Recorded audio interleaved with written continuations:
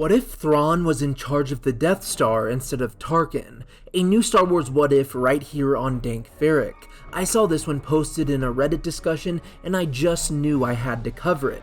Mainly because if Thrawn was in charge of the Death Star, I believe we would have seen an entirely different turn of events. But before we begin that, be sure to subscribe if you end up enjoying this for future Star Wars what ifs right here on Dank Ferric. Though now, without further ado, let's begin our what if.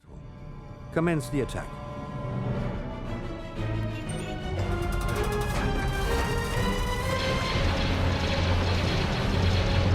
Thrawn, a young Chiss officer, would have joined the Empire shortly after the fall of the Galactic Republic. His cunning and tactical mind would have risen him quickly through Imperial ranks, eventually leading him to become a Vice Admiral around the time that the superweapon station, the Death Star, was completed.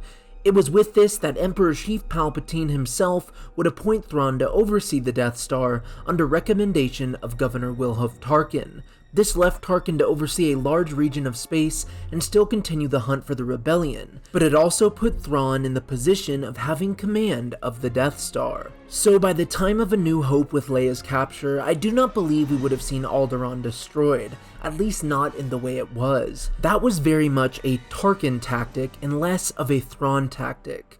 Tarkin did this to hurt Leia and to help put systems in line. Our Vice Admiral Thrawn, he would pick a more fitting planet, or he would at least do a small bombardment of Alderaan if Leia did not give up Yavin. You see, Thrawn was a student of the ancient stateless strategy, thus he would instead play both sides. Let us say that he stuck with Alderaan, or perhaps Mon Calamari, and perhaps they had intelligence pointing to alliance sympathy hailing from either world. With that, Thrawn would instead order Star Destroyers to begin small but impactful bombardments on the planet.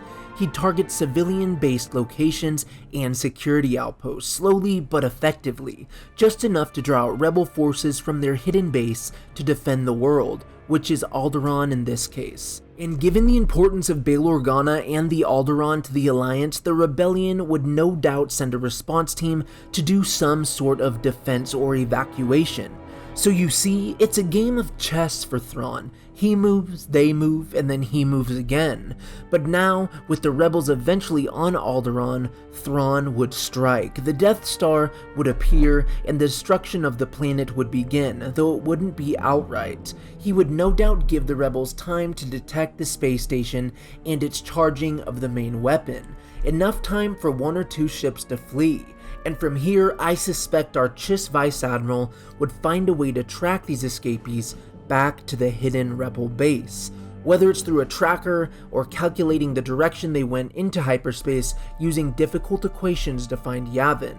And if he was successful, he would begin the assault on the hidden base. The rebels would be caught off balance here as they were scattered from the Alderaan effort, and then the final battle would begin. Episode 4 would have been much darker and more like The Empire Strikes Back if Thrawn was in charge of the Death Star at this time. Given what I said in his games of cat and mouse and chess-like strategies, I'm sure you can imagine that. But this is just my take. Let me know your thoughts in the comments, and don't forget that if you enjoyed this, to like it to help get it out there to more people, or subscribe for more regular Star Wars content here on Dank Ferric. Until next time though, do remember that the Force will be with you, always.